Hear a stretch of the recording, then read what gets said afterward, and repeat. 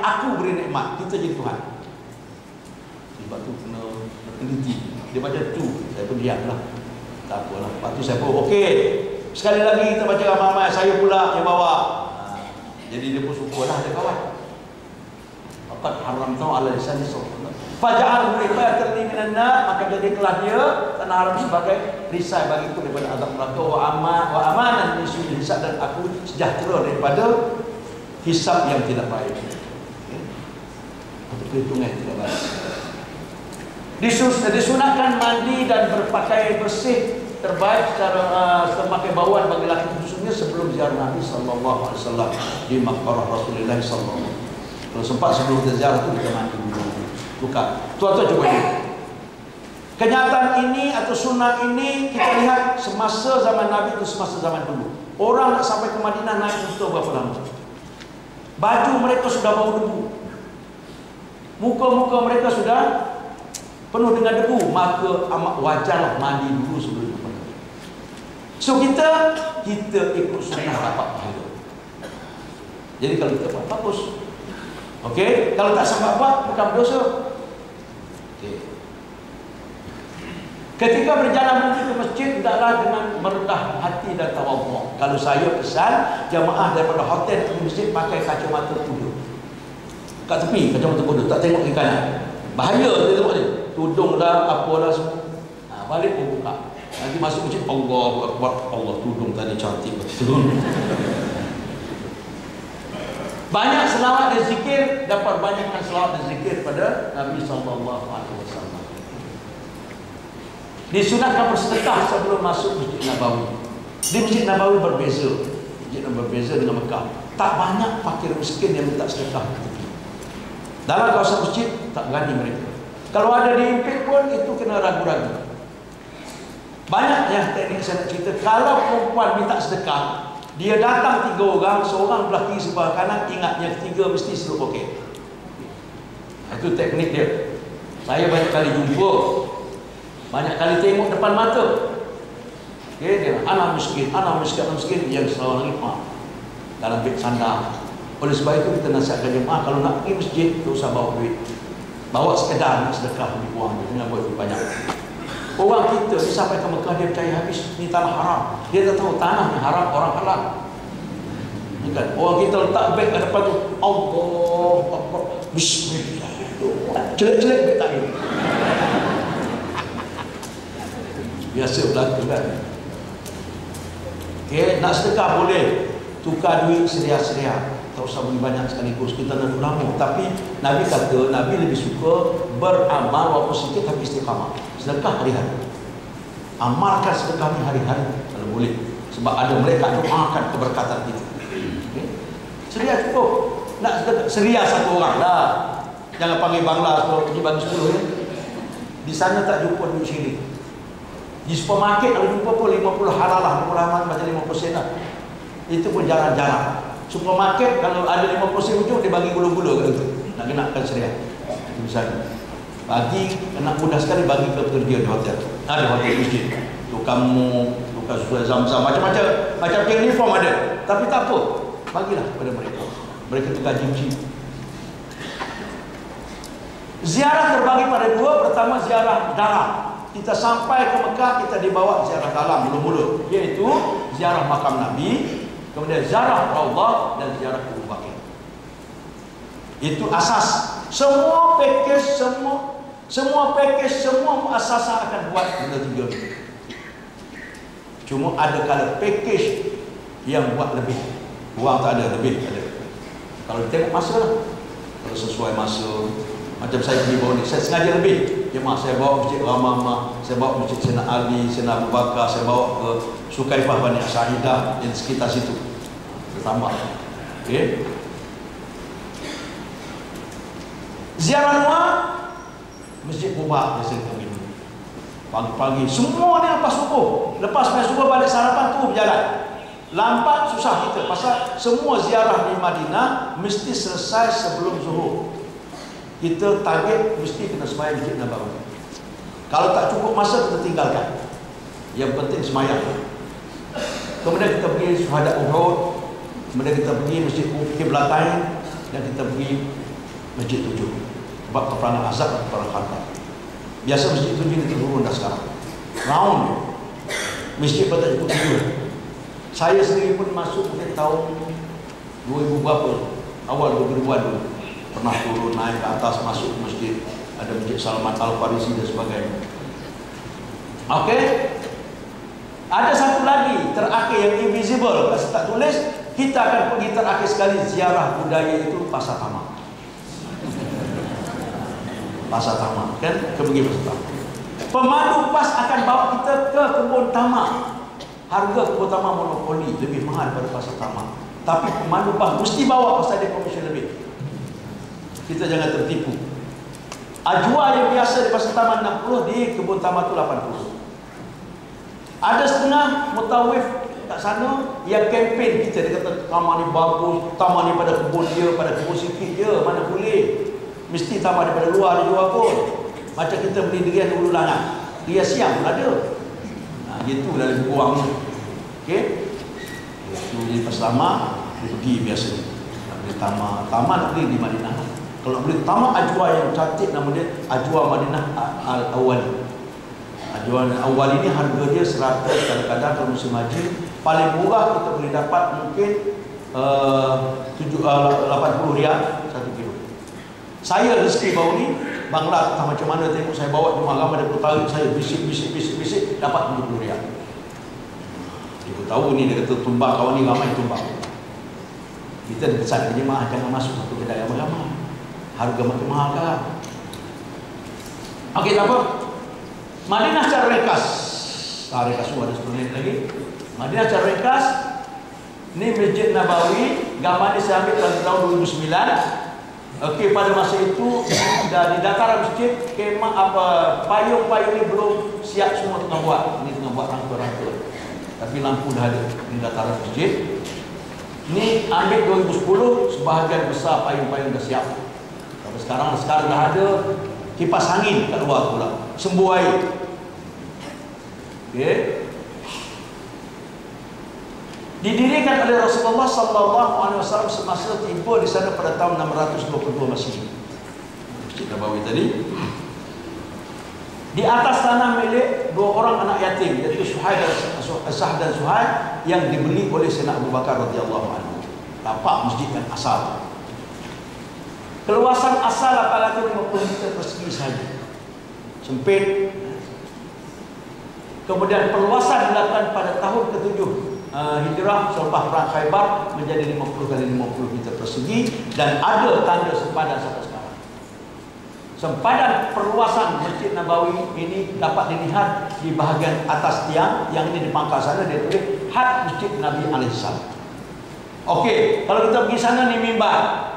Sini mimbar Nabi, hala ke kanan ada sebaris tiang daripada payung sana ke belakang sini tulis Had Masjid Nabawi di atas. Mana daripada tiang tu sampai ke sana itu masjid asal. Okey, itu masjid asal.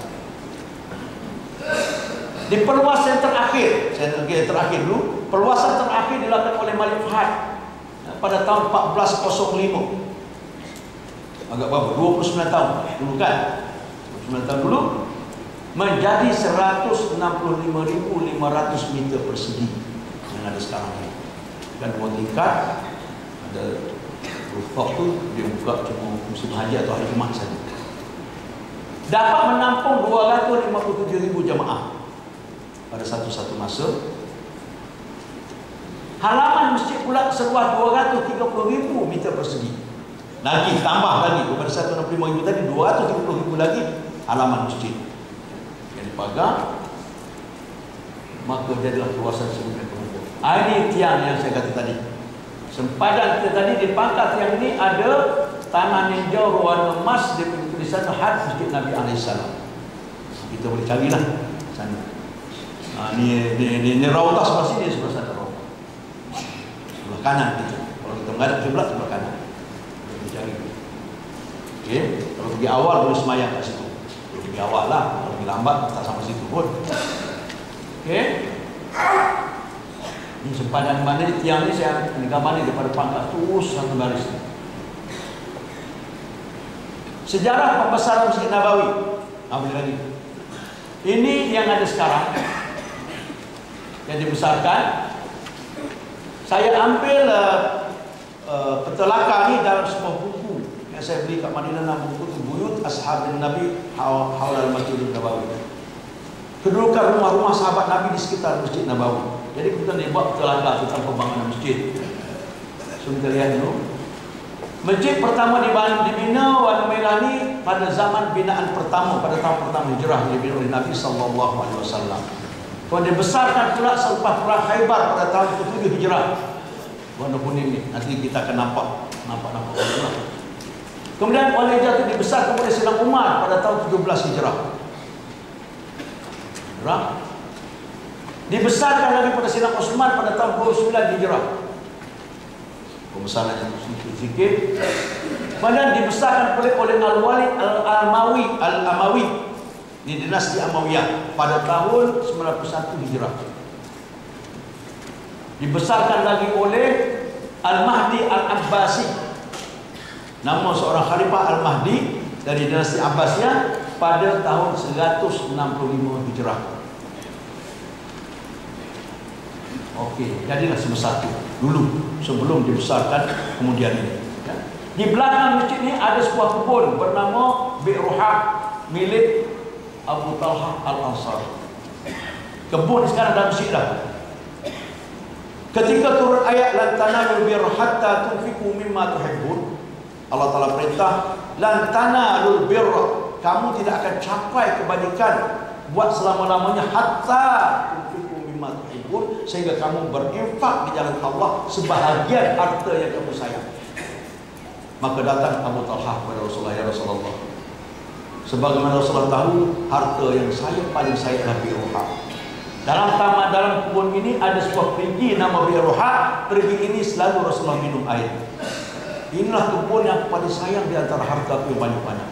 Maka oleh kerana Allah Ta'ala beritahu tadi, aku infakkan kebun ini kepada Rasulullah. Abu Talha dia infak kepada Rasulullah. Kalau infak pada Sabawi, oh terima kasih. Esok kalau ada boleh lagi. Rasulullah ambil kebun tadi, dia panggil semua saudara mara Abu Talha yang miskin, sepupu sepapak dia apa semua yang miskin, dia bahagikan kepada sepupu atau saudara mara Abu Talha yang miskin. Rasul dia tak ambil dia. Datang pula Zaid, ya Rasulullah, harta yang paling saya adalah seekor kuda bernama Subul. Ini harta paling saya, kemuliaan, batu baik dan sebagainya. Infak pada Nabi dulu. Nabi pun panggil Usama bin Zaid, bukan Usama bin Laden. Tapi tuan-tuan kat Mekah hari-hari jumpa bin Laden. Hari-hari. Baju petugas Masjidil Haram tu tulis Majmu'ah bin Laden Group. Bin Laden di syarikat ni punya kaya, semua power plant di Mekah tu, generator apa semua tu milik dia. Dia yang mana supply.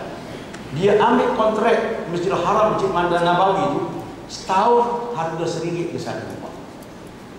Dia belanja kata jutaan. Ini dia takut orang lain ambil, dia ambil harga RM1. Siapa nak lawan? Okey, balik Usama bin Zaid tadi. Usama panggil, kata Rasulullah, ya wahai Usama, kamu tahu tak, harta ayah kamu yang paling dia sayang adalah kuda Subul. Oleh itu aku infakkan pada dia. Bagi pada anak Usama. Nabi, kalau saya bagi pada anak saya. Sudah.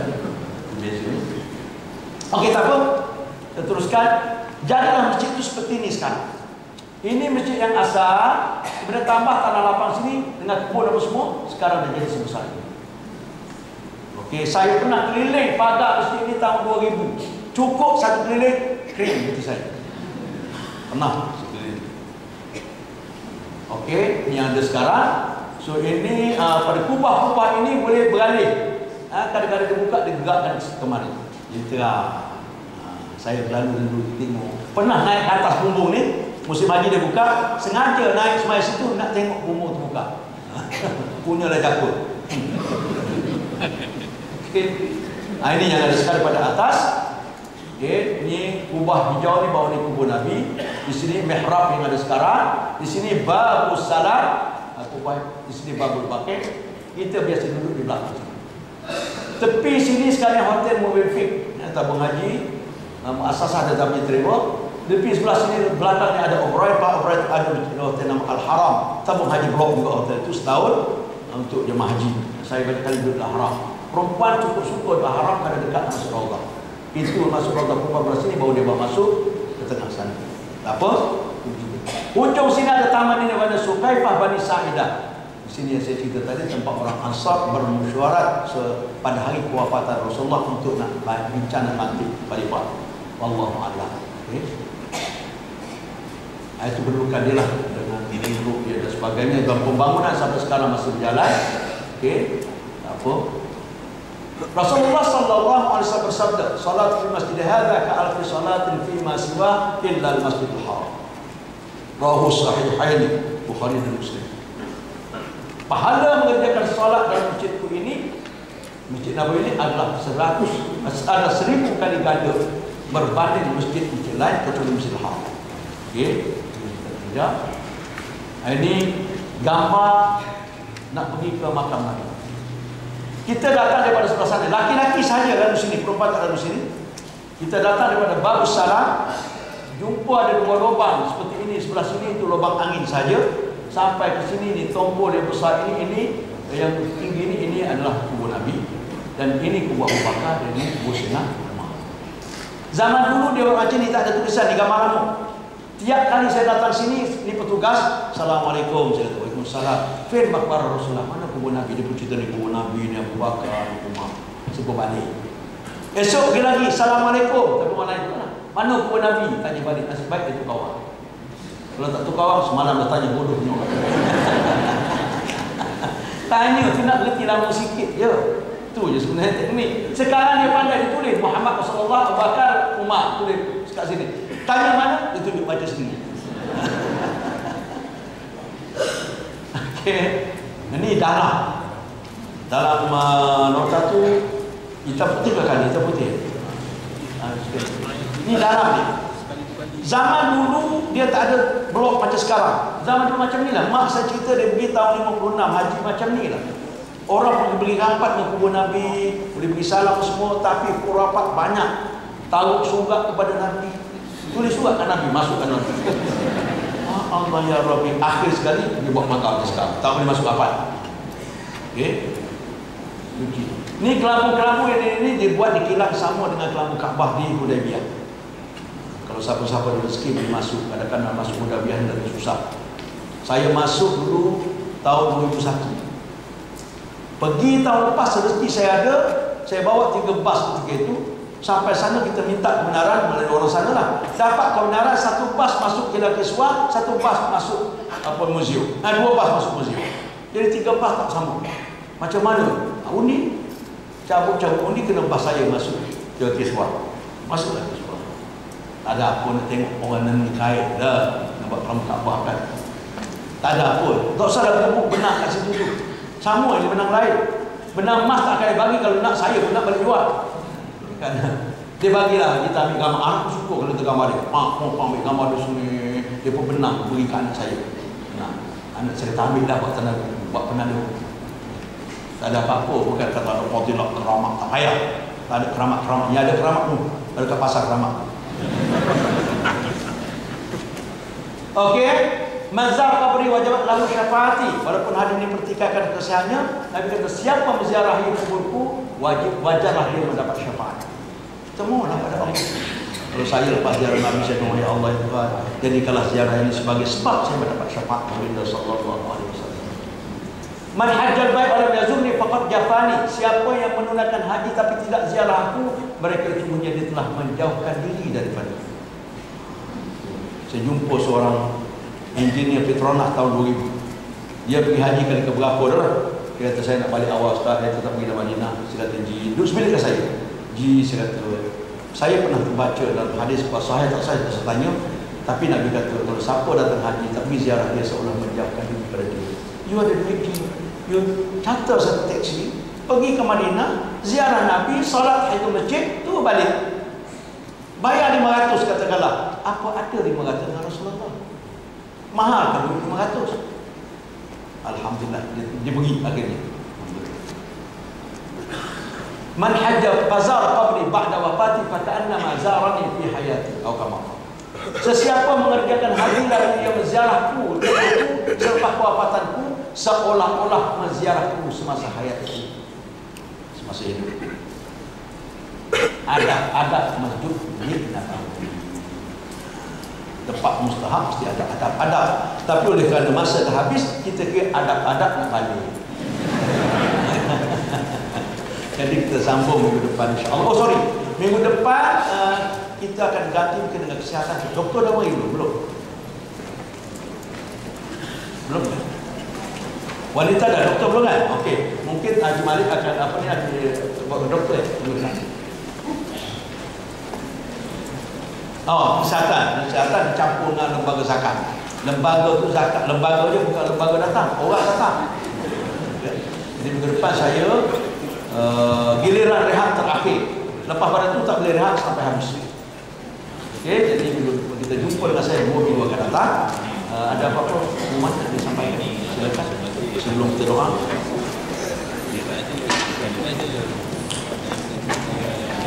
Baik, saya nak sentuh balik yang berkaitan dengan Dr. Sabawi. Minggu depan, tuan-tuan dan puan kena datang seawal jam 9 pagi.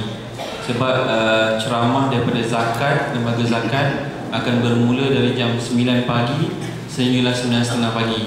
9.30 pagi sampai 11.30 pagi ceramah kesihatan daripada doktor. Jadi 2 sesi ni tuan-tuan wajiblah kena datang.